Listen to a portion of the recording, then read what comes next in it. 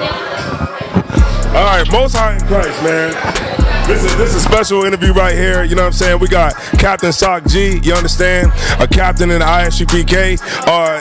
He been a captain in the ISUPK for many of years. You understand? Even before I came in here. You understand? He was up here leading brothers in Philly, and now you went down to Tennessee, down to Memphis. Could you tell the people about some of your experiences going down to Memphis, Tennessee? First and foremost, I'd like to say Yahweh Shem Yahushua Barakatah to all the brothers. Yahweh Shema Thabah Shem Yahushua to all the sisters. That's the way we greet one another in the ISUPK. You understand? It's a blessing for the brothers and for all the sisters. You know what I'm saying? As Captain, Officer Desire Wan so eloquently introduced me. I'm Captain of 10,000 Sakawar Bungad. You understand? Started out in Washington, D.C. Have been stationed in Philadelphia for about 6 years now. And just recently, I had the honor of being given permission from Commander General Yohana to transition down to Memphis, Tennessee to help raise the brothers and sisters up there in that zone. You know what I'm saying? And also be a second for Captain Cahan, who's over the whole dirty, deep South region. You understand? So areas of Arkansas, Mississippi, Tennessee, you know what I'm saying, and Texas. I'm going to be assistant down there in those zones. So I visited a little bit. I spent some time down there in the South just doing some recon and getting a feel for, exactly what the situation is in Memphis and how the ISUPK is going to be of assistance. And what I see down there is that a city that's predominantly black and is hungry, is full of hungry brothers and sisters who looking for a way out of the streets. You understand? Memphis is a place that has a lot of poverty, but it also has a ton of potential. If those brothers and sisters could receive the truth and find something that could unite them in righteousness, you understand, in honor and integrity, we're going to be able to raise some soldiers, raise some princesses, and truly change the face of what it means to be, you understand, Memphian down there in Tennessee.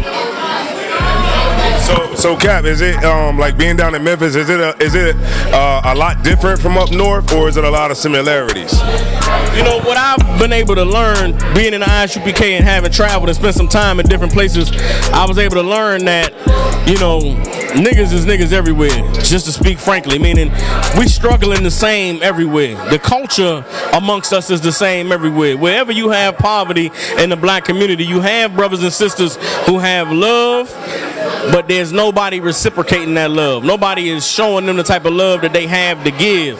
And so what the ISUPK does is it allows you to have a place where you can come together and band with your brothers, and it's not a gang mentality. You ain't got to put your, you ain't got to risk going to jail or risk your life for something stupid. You understand? You may risk going to jail. You may risk your life, but it'll be in service of your nation and building this kingdom for so-called blacks, Latinos, and Native Indians to overcome our oppressors and to have actual power. You understand? So my experience going down to Memphis is that they struggling just like we struggling in Wilmington, Delaware. They struggling just like we struggling in Philadelphia. It's crime. It's poverty. We killing each other because we don't have an alternative. If we can get them the knowledge of the Most High in Christ and bring them back to these laws, statutes, and commandments, then we're going to be able to establish the kingdom of heaven right there in the middle of the gutter of Memphis, Tennessee, just like we've been able to carve out here in Philadelphia, just like we've carved out in Washington, D.C., Baltimore, Maryland, St. Louis, Missouri, Chicago, Illinois, and all the other places where the ISUPK has a stronghold. And Cap, if I may, so what would you say to the people that's on the fence? The people that's on the fence about coming into the truth, coming into the school and learning and wanting to serve the Lord, but they just can't seem to get over their weed addiction. They just can't seem to, give up hoes and all those different things. What would you say to those people that's on the fence that see what's going on, see us out in these streets, and seeing that what we're doing is right, but they just can't bring themselves around to come into the school and get themselves right? Well, there's two things to say to all the brothers and sisters that's on the fence. And both of these things are going to be the truth, but they're not going to be easy for you to receive and digest. But it's necessary for you to get this truth in order for you to be able to take a look in the mirror and be honest with yourself. First thing is, there's nobody that's on the fence. There's no such thing as being on the fence. Either you are choosing to serve your nation and be the best you that you can be, or you're choosing to be weak and be a victim of what it is that your flesh desires. What do I mean by that? Like the brother stated, you smoking weed, you choosing weed over your brothers. You choosing weed over your nation. You choosing weed over you being free.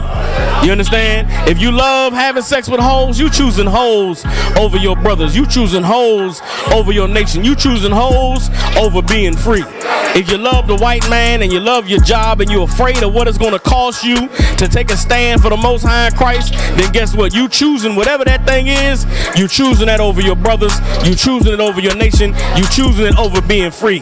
There is no such thing as being on the fence. You understand? You can't serve two masters. Either you're going to serve yourself and be comfortable with the life you have, or you're going to face the uncomfortability of having to fight to be who the Lord called you to be. But don't think that you can just say, well, you know, I'm on the fence, so man, I can't stop this weed habit. You accepting defeat. And the Lord didn't call us to be a nation of those who accept defeat. The Lord called us to be a nation of soldiers to fight. Whether you're a man, a woman, or a child, whatever Satan put in your way, the Most High requires for you to fight and overcome that thing. So don't fool yourself by thinking you on the fence. The Bible say the Lord would rather you be hot or cold. But those that's lukewarm, he spit out his mouth. So don't convince yourself that you on the fence or you taking steps to be in here. Either you in here getting the help to get fixed like we have done, or you staying in the world and you choosing to serve whatever the hell you serving that's going to separate you from your brothers, from your nation, and from being free. Oh man, that's heavy. That's heavy, Gap. If I could ask you another question or whatever, if I may. Now I was talking to a sister and she was saying that there's a lot of homosexuals that are pro-black, and it was crazy when the sister said it to me, because I was like, okay, so if they're not willing to procreate and bring more black people into the world, then how could they be pro-black? You understand? So do you think that homosexuals and lesbians can be actually pro-black? Okay, to deal with the first thing that you asked me, just to deal with the revelation the sister made that a lot of pro-black people are homosexuals, that's not by coincidence.